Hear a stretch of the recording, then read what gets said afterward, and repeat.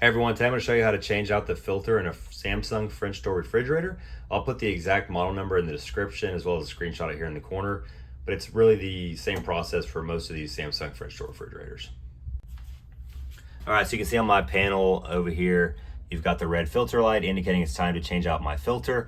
This is actually just a timer that goes off every 6 months or so, and I'll show you how to reset that at the end. All right, so the filter on these fridges is right here in between the two deli drawers. And it's just a handle that says lock on it. To remove it, all we're going to do is twist like that and pull it out. All right, I've got my new filter here. This is a Samsung OEM one. You can also use aftermarket ones that work just fine. I'll link a couple of these in the description if you need some recommendations on what to buy for this. To put it back in, it's again really simple. I just do with the label straight up.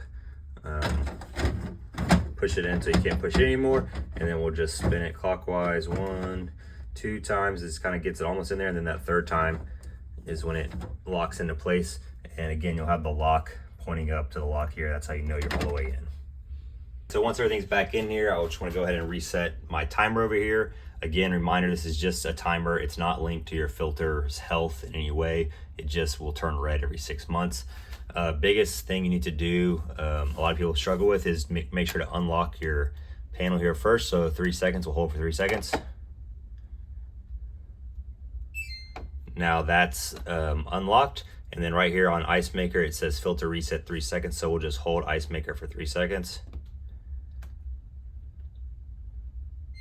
And you'll see our red filter light is now off. And then I'll go ahead and just lock it again so that the kids can't mess with it or anything like that.